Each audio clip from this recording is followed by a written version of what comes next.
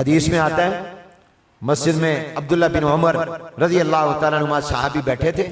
एक सहाबी को छींक आई तो उसने कहा अल्हम्दुलिल्लाह।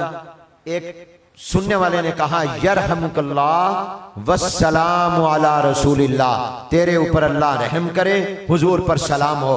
अब्दुल्ला बिन उमर रज़ी अल्लाह तआला अन्हुमा ने अपने साथी से कहा मैंने इसके पास नहीं बैठना, ये बिदअती है, मैं जा रहा हूं। वो डर गया। उसने कहा अब्दुल्ला इब्न उमर रज़ी अल्लाह तआला अन्हुमा से, क्या मैंने गुनाह का जुमला कह दिया?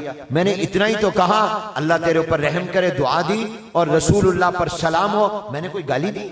मैंने कोई बुरा कलमा कहा? अब्दुल्ला बिन उमर रज़ी अल्लाह तआला अन्हुमा ने फरमाया तूने बहुत बड़ा जुर्म किया।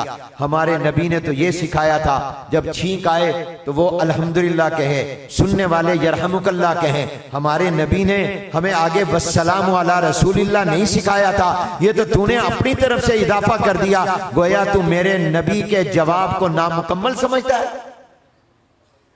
मेरे नबी का जवाब पूरा नहीं है। पूरा जवाब यह था कि वस्सलामु अला रसूलिल्लाह भी कहते, तूने मेरे नबी की बात को मुकम्मल नहीं समझा तो मैं तेरे पास नहीं बैठूंगा।